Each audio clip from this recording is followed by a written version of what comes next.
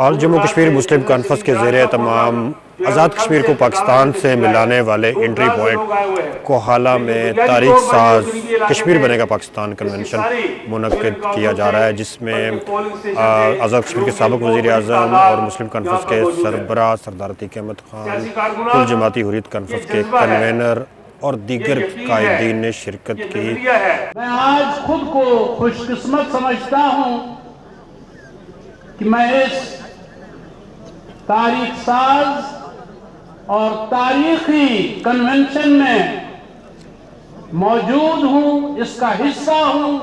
آج مجھے خوشی ہے کہ مسلم کانفرنس کا جھنڈا تو اپنی جگہ ہے، لیکن آج پاکستان کے بہت بڑے بڑے پرچم آپ نے بلند کیے ہیں۔ آزاد کشمیر کے پرچم کے اندر پاکستان کا پرچم موجود ہے۔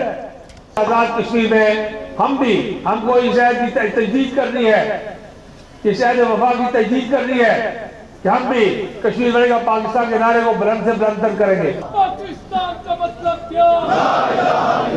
پاکستان سے رشتہ کیا؟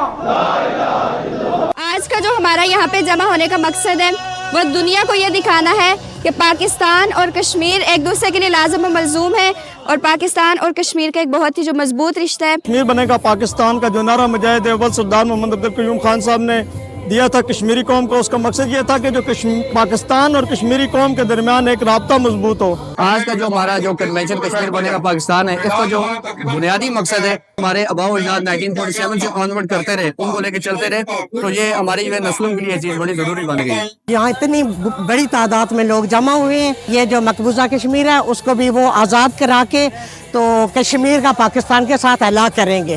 یہاں پہ ہم لوگ سب مل کے اس لیے اکٹھے ہوئے ہیں، کشمیر اور پاکستان ایک ہونا چاہیے، ہم لوگ سب مل کے یکمشت ایک جیسا ہونا چاہتے ہیں، پاکستان اور کشمیر۔ مسلم کانفرنس کے زیر تمام کشمیر بنے گا پاکستان کنونشن میں بڑی تعداد میں آزاد کشمیر کے عوام نے شرکت کی، نعرہ بازی کی اور کشمیر کو پاکستان سے شامل کرنے کے عزم کا اعادہ کیا۔